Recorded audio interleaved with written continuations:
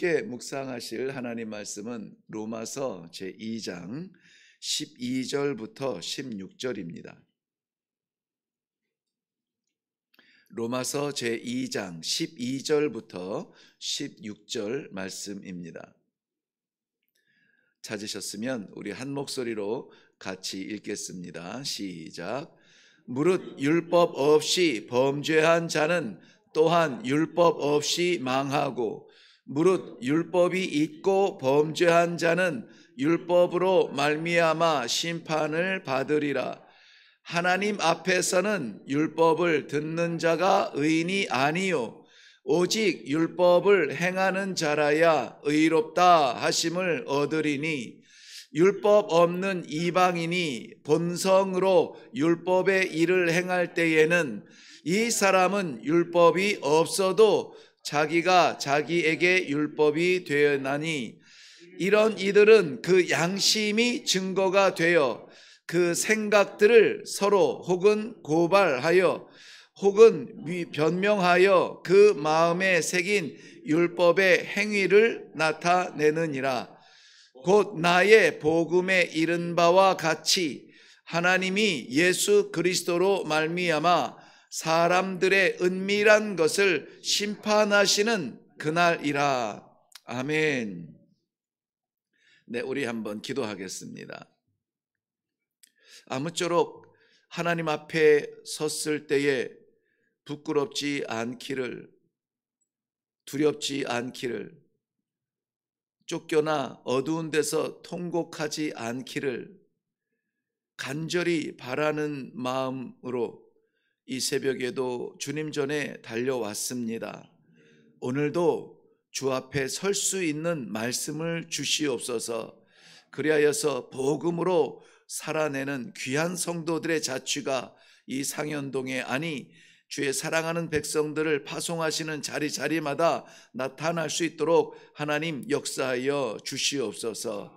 오늘도 미련하고 미약한 안갯길 같은 저희들의 삶 가운데 분명한 빛의 말씀을 허락하여 주실 줄로 믿사옵고 예수님의 이름으로 기도하옵나이다. 아멘. 아멘. 로마서를 우리는 성경 66권, 성경 66권 가운데에 꽃이라 이렇게 말할 만큼 로마서의 모든 복음을 다 담은 그러한 해석을 우리가 그렇게 따르고 있습니다. 로마서는 몇 번을 보아도 구절구절 정말 우리가 놓쳐서는 안 될 하나님의 귀한 사랑의 복음들이 담겨져 있습니다. 그리고 이 로마서는 참 재밌다고 해야 될까요? 좀 희한한 게 대부분의 이 서신서나 성경책은 아는 사람들을 대상으로 해서 기록을 하죠. 그런데 이 로마서는 만나본 적도 없는 그런 사람들에게 쓰는 편지인데도 불구하고 오히려 그러기 때문에 더욱 복음에 집중하고 있는지 모르겠습니다. 만약에 내가 누군가를 잘 알고 있다면 그 사람의 성향이나 삶의 생각에 대해서 짐작하고 있다면 우리는 마음껏 이야기하기 어려울 것입니다. 용어조차도 우리는 좀 주의 깊게 선택하게 될 것이에요. 이런 적극적인 극단적인 표현이 저 사람에게 유익이 될까 아니면 상처가 될까 깊이 생각하겠죠. 그리고 이렇게 풀어서 해석해서 여유롭게 기록하는 것이 저 사람이 깨달을 수 있을까 아닐까, 이런 복잡한 생각이 있겠죠. 그래서인지 로마서는 사도 바울을 통해서 한 번도 만나본 적이 없는 로마에 있는 그리스도인들을 향한 그러한 서신을 쓰게 되는데요. 그렇기 때문에 나도 아니고 내가 전하고 싶은 것도 아니고 또 너도 아니고 내가 당신의 상황에 대하여서 100% 아는 것이 아니기 때문에 그저 이 순간에는 하나님께서 주시는 말씀으로 나도 받고 당신도 받았으면 좋겠다 하는 복음의 진수를 그대로 이렇게 담은 듯한 말씀들이 있습니다. 오늘 말씀의 제목은 저는 마지막 절에 있는 나의 복음이라 나의 복음이라. 이것이 우리 한국에서 기독교 안에, 교회 안에 강타한 적이 있는 걸로 아는데요. 저는 선교지에 있었습니다마는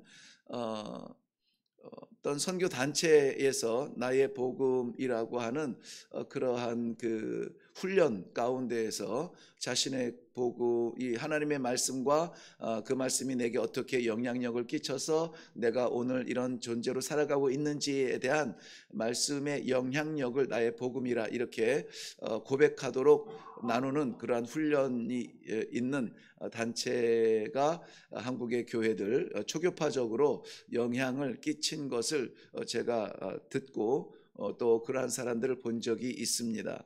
그런데 오늘 여기서 말하는 나의 복음은 그 단체에서 말하는 뭐 방향은 같을지 몰라도 그런 복음을 말하는 것은 아닙니다. 사도 바울이 본 적도 없는 로마의 그리스도인들을 향하여서 전한 그 복음은 무엇인가, 오늘 우리가 같이 살펴보기를 원합니다. 로마는 사도 바울이 방문하지 않았으나 교회가 생겨졌고 그리스도인 공동체가 그 안에서 이미 예수는 그리스도라 고백하며 회당이 아니에요. 회당이 아니라 그리스도인 공동체가 그렇게 모여져서 있다는 사실을 알게 되었습니다. 물론 그 그리스도에 대한 복음이 로마에 퍼지게 된 것은 다양한 방향이 있었겠지만은 그래도 핵심적인 물줄기는 예루살렘의 사도행전 8장에 시작됐던 스데반 집사님의 7장 마지막 부분에 스데반 집사님의 순교를 통하여서 8장에 예루살렘에 핍박이 찾아오고 사도 외에는 모든 믿는 사람들이 흩어졌더라. 하나님께서 오직 성령이 너희에게 임하시면 너희가 권능을 받고 예루살렘과 온 유대와 사마리아와 땅끝까지 이르러 내 증인이 되리라. 그렇게 분명하게 예수님의 입술을 통하여서 명령하셨음에도 불구하고 저들에게 성령이 임하고 그 성령으로 인하여서 새로운 믿음 공동체, 예수가 하나님의 아들이며 우리의 그리스도 복음된다는 이 복음으로 모여드는 그 초대교회 성도들이 구름대같이 일어났지만 저들은 저들 안에서 그 복음을 감싸고 있었습니다. 그러므로 저들에게 말씀하신 예수님의 이 복음의 질서, 정체성을 잊어버리고 말이죠. 그래서 하나님께서는 그들 안에 뭉쳐서 모여서 자기들만의 복음으로 만족하고 있는 교회를 흩으시기로 작정하십니다. 그 흩으시기로 작정하신 그 실천의 현장이 바로 핍박이었죠. 그래서 모든 사람들이 흩어질 때에 로마에까지 흩어졌던 그 오순절의 성령의 역사를 맛보고 흩어졌던 디아스포라와 또 핍박을 통해서 흩어졌던 믿음의 사람들을 찾아서 거기에 믿는 사람들이 있다더라. 그럼 거기에 가보자. 거기에 있다더라. 그럼 거기에 가보자 해서 모여든 사람들이 있었던 것입니다. 그런데 오늘 우리가 이 12절부터 16절까지 말씀해 보는데 유대인들의 복음의 착각을 좀 볼 수가 있고요. 저들이 생각하고 있던 오해를 우리도 가지고 있지는 않은가 하는 그러한 염려의 마음이 있습니다. 오늘 말씀을 통하여서 우리의 복음은, 나의 복음은 무엇인지를 분명하게 깨닫고 그 복음대로 살아갈 수 있기를 먼저 주님의 이름으로 축원합니다. 무엇이냐면은 유대인들에게 있어서 착각은 율법이었습니다. 율법. 전통적으로 우리 조상들이 지켜왔던, 목숨처럼 지켜왔던 이 율법으로 말미암아 우리는 망하지 않는다. 우리는 죽지 않는다라는 것입니다. 그러나 그 반면에 율법이 없는 그 하나님의 메시지, 율법이 없는 저 이방인들은 저희가 아무리 잘 살고 아무리 큰 나라 땅을 차지하고 있어도 저들은 죽는다 하는 거예요. 그러니까 율법 때문에 죽고 살고 하는 그 질서를 누가 세웠느냐? 바로 이 유대인들이 세워놓고 그것에 안주하고 있다는 것입니다. 과연 그럴까요? 유대인들이 이 율법 때문에 살고 이방인들이 율법 때문에 죽을까요? 오늘 12절 말씀은 이렇게 이야기합니다. 무릇 율법 없이 범죄한 자는 또한 율법 없이 망하고 무릇 율법이 있고 범죄한 자는 율법으로 말미암아 심판을 받으리라. 율법이라는 말이 이 한 절 안에 4번이나 반복해서 나오고, 율법이라는 사도 바울의 고백이 처음 등장하면서 강하게 유대인들의 이 마음, 이 폐부를 찌르게 되는데요. 결국은 이 율법이 있고 없고가 망하고 흥하고 살고의 기준이 아니라, 율법 때문에 사는 것 아니고, 율법이 없어서 죽는 것이 아니라, 율법이 없이 범죄한 자는 망한다.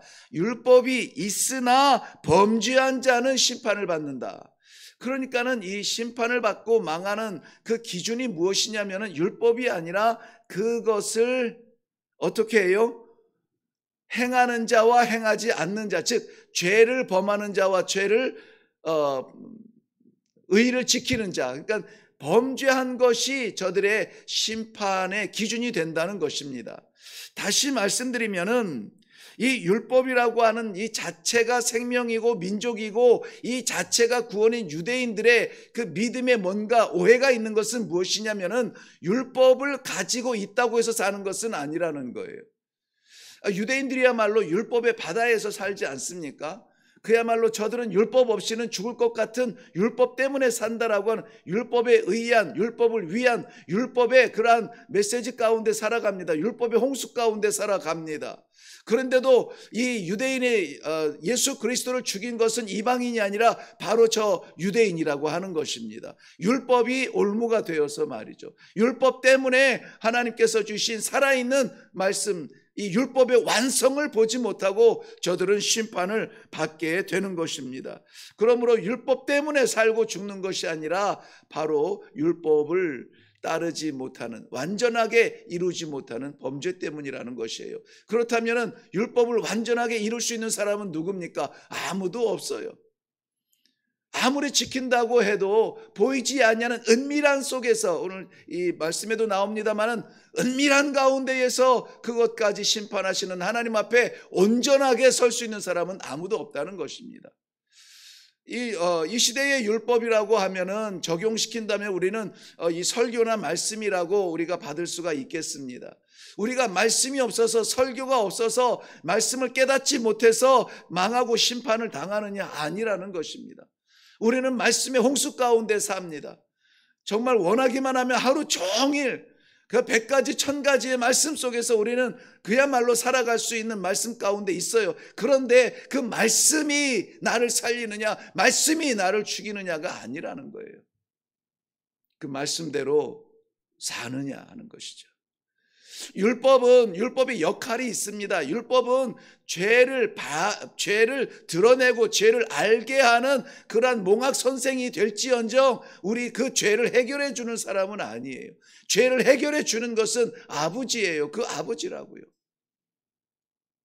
몽학 선생은 그 노예가 있던 시절의 이야기입니다만은, 물론 부자들 가운데에서는 노예가 아닌 사람들을 몽학 선생으로 세우기도 합니다만은, 어린아이가 태어나면은 부잣집에서는 그 아이를 가르치는 가정교사를 이렇게 세우게 되는데요. 그 가정교사들, 그 노예들 가운데에서 빚이 많아서 어찌할 수 없이 노예로 태어난 것은 아닙니다. 노예의 가치가 있는 것은 아닌데, 그래도 예를 들면은 뭐 서당 선생님을 했다든지, 굉장히 그 지혜롭고 철학적인 사람인데 어찌어찌 해가지고 빚을 갚지 못하여서 그래서 남의 집에 들어가서 하인처럼 살아가는 사람들, 이런 사람들을 활용하는 지혜로운 부자들은, 그런 사람, 내 자녀를 좀 가르쳐주라, 네가 이것을 잘하니까 내 자녀를 가르쳐주라. 이 자녀가 그 주인의 기대에 성장하기까지, 성인이 되기까지, 12살 되기까지 그 어린 시절을 책임지는 윤리선생 혹은 철학선생, 이런 사람들을 몽학선생이라고 하는데,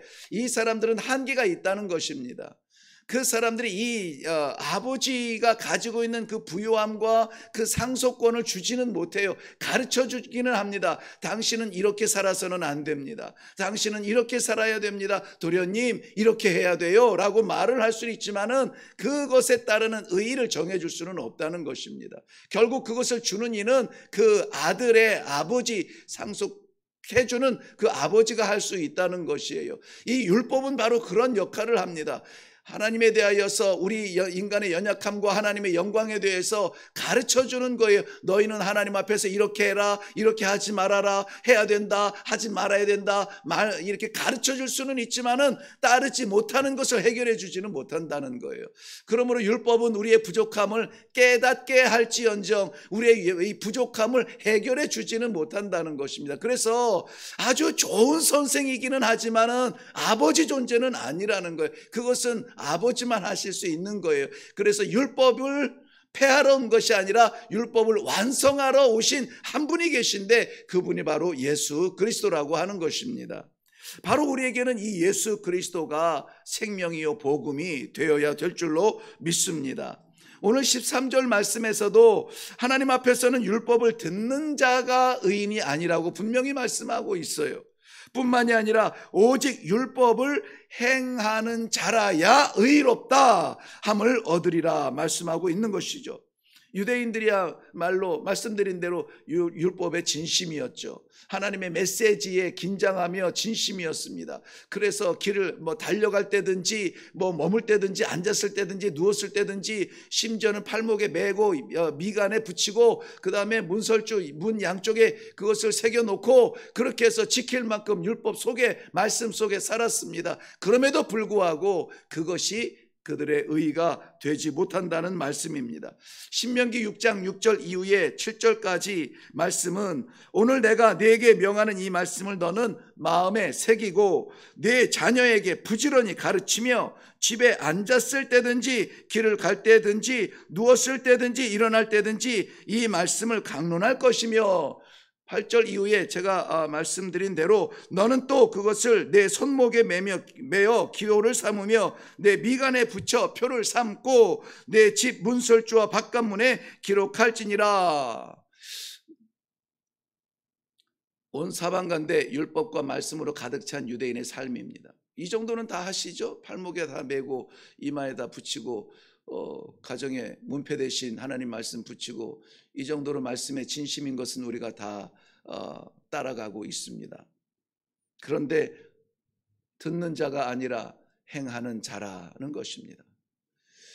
그렇다면 좀 덜 들었으면 좋겠는데 하나님께서 우리에게는 왜 그렇게 말씀을 주시는지 매일 새벽마다 그날의 삶의 말씀을 주시고 이렇게 살았으면 좋겠다 기대하시는 하나님의 마음을 알려주세요. 들었으니 못 들었다 우리는 외면할 수가 없습니다.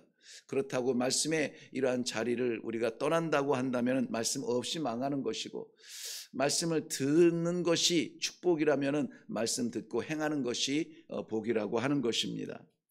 그런데 오늘 이 유대인들이 가지고 있는 오해 가운데 하나가 그렇다면 율법이 없는 이방인은 어떻게 됩니까? 율법이 없는 이방인은 율법 없는 것 때문에 망하는 거 아닙니까? 그거 아니라는 것이죠. 율법이라고 하는 이 새겨진 문서 외에 입술로 통하여서 선포된 것 외에 하나님께서 이 하나님의 존재를 알지 못하고 택함받지 못하여 하나님을 부르지 못하는 이방인들에게 주신 심령의 율법이 있는데 그것을 우리는 양심이라 부릅니다. 신앙 양심이라고요. 하나님을 알지 못해도 이 율법의 말씀을 받지 못해도 양심의 조명이 그 삶을 비추어 주고 있습니다. 가끔 보면 우리는 이렇게 표현할 만한 그런 현상들을 봅니다. 도대체 양심도 없는 것 같아. 이렇게 양심도 없는 것 같은 사람들이 있어요. 그런 사람들은 어떻게 됩니까? 어떻게 해야 되죠? 하나님을 만나야 됩니다. 아니면 죽어요. 그러므로 양심도 없는 것 같아라고 하는 사람들은 우리의 이런 날카로운 판단과 비판을 받아야 될 사람들이 아니라 나를 통하여서 하나님을 만나야 될 사람들이라고 하는 것입니다. 무엇을 하고 어떤 존재로 살아가는지는 모르지만 분명한 것은 이 말씀이 없는 말씀의 이방인들은 어떻게 됩니까? 이 말씀 없이 말씀 그대로 동물적인 생존 상태 유지하다가 죽는 거예요. 죽는 겁니다. 생명의 소망의 말씀을 기대조차 하지 못하고 죽는 겁니다. 그러면은 그런 면에서는 오늘 이 12절부터 16절까지는 유대인도 망하고 이방인도 망합니다. 율법이 있어도 망하고 율법이 없어도 망합니다. 율법이 있어서 망한 사람들 우리 이야기 듣죠. 사무엘상 4장인가요? 이스라엘 백성들 블레셋과의 전쟁에서 패하고 나서 이 끔찍한 패배는 무슨 이유냐? 우리에게 율법이 없도다, 하나님의 법궤가 없도다. 하나님의 법궤 드디어 기어이라도 실로에 있는 하나님의 법궤를 들고 전쟁에 나갔습니다. 어떻게 됩니까? 블레셋에게 패배도 하고 하나님의 그 법궤도 빼앗기는 그러한 수치를 당하게 되죠. 법궤가 말씀이 있다고 해서 이기는 것이 아니라는 거예요. 그렇다면은 오늘 사도 바울이 이야기하는 나의 복음은 무엇이냐? 나의 복음은 무엇이냐? 오늘 마지막 절 한 절만 다시 읽고 정리하도록 하겠습니다. 곧 같이 읽을까요? 시작. 곧 나의 복음에 이른 바와 같이 하나님이 예수 그리스도로 말미암아 사람들의 은밀한 것을 심판하시는 그날이라. 아멘. 이 나의 복음이라는 말은 로마서에만 두 번, 오늘 2장하고 마지막 16장 로마서를 끝내면서 나의 복음에 대해서 이야기하고 디모데후서 2장에서도 나의 복음이 나오는데 거기에는 내가 전한 복음이라 이렇게 풀어서 썼습니다. 내가 전한 복음, 나의 복음은 내가 간직하고 있는 복음이 아니라 내가 전하는 복음이 될 때에 그것이 복음이 되는 거예요. 왜냐하면 살려야 복음이죠.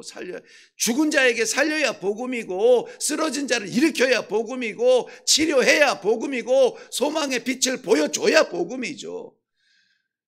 아무리 제가 아프리카에 있으면서 중국에서 들어오는 이 토치, 우리 전등 있잖아요, 전등. 깜깜한 이 부시, 깜깜한 이 광야길을 갈 때에 정말 앞이 안 보이는 깜깜함이 있는데 내 손에 전등이 있어도 그것 자체가 복음은 아니에요. 그걸 켜서 내 앞을 비추어서 넘어지지 않고 그 미지의 마을에 도착할 때 드디어 그것은 복음의 시작이 되는 것이죠. 마찬가지예요. 우리에게 있는 이 복음이 있어야 된다는 것입니다. 그래야 살아요. 이 복음 따라 가야 사는 것이고, 복음 따라 순종할 때에 생명의 빛이 비추기 시작하는 건데요.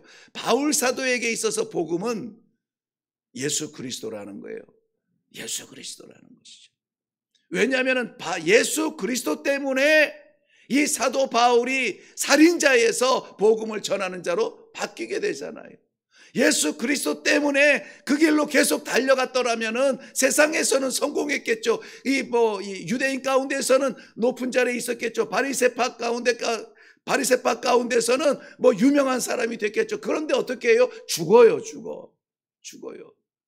그런데 다메섹에 가던 도중에 예수 그리스도를 만남으로 말미암아 그가 생명을 전하는 사람이 되고 복음을 선포하는 사람이 되고, 그의 나머지 삶을 보면은 광야를 가야 되며 낯선 길을 가야 되며 강을 건너야 되며 강도를 만나야 되며 동족에게 핍박을 당해야 되며 정말 끔찍한 피폐한 삶을 사는 것 같으나 그는 그 길을 달려갔다고 했습니다.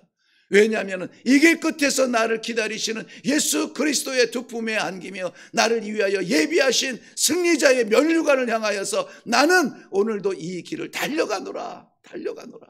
내 생명을 조금도 귀한 것으로 여기지 아니하노라 하는 이 나의 복음에 대한 확신 때문에 로마에 있는 이 성도들에게도 그렇게 이야기할 수가 있는 것입니다.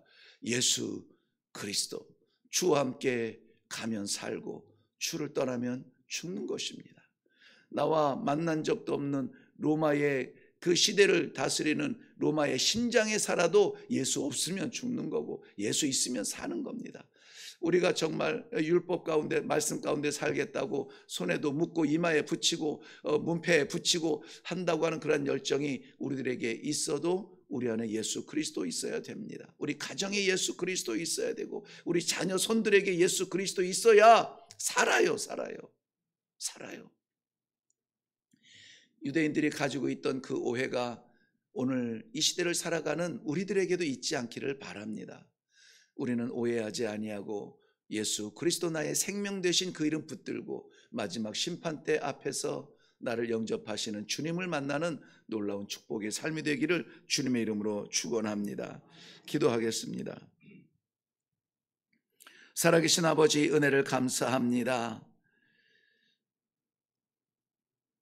우리들의 머리, 우리들의 지식의 세계를 채울 말씀이 아니라, 궁금했던 것을 해결해 주는 말씀이 아니라 내 생명을 살리고 나의 영원한 생명의 소망을 주시는 이 말씀 받게 하시되 지식으로 받지 아니하고 그 복음 되신 예수 그리스도를 내 심장에 새기며 내주하여 주시는 예수님과 함께 오늘도 복음으로 살아가는 성도로 이 아침을 시작하게 하시니 감사합니다. 내 삶 가운데 예수 없는 자리가 조금이라도 있다면 주님 오늘 그 자리를 차지하여 주시옵소서. 내 생각을 다스려 주시고 내 터전을 다스려 주시고 내 가정을 다스려 주시고 내 기업을 주님께서 주인 되시어서 통치하여 주시옵소서. 아무쪼록 우리 모든 성도들이 우리의 복음되는 예수 그리스도와 함께 살아가는 복된 하루가 되게 하여 주실 줄로 믿사옵고 예수님 이름으로 기도하옵나이다. 아멘.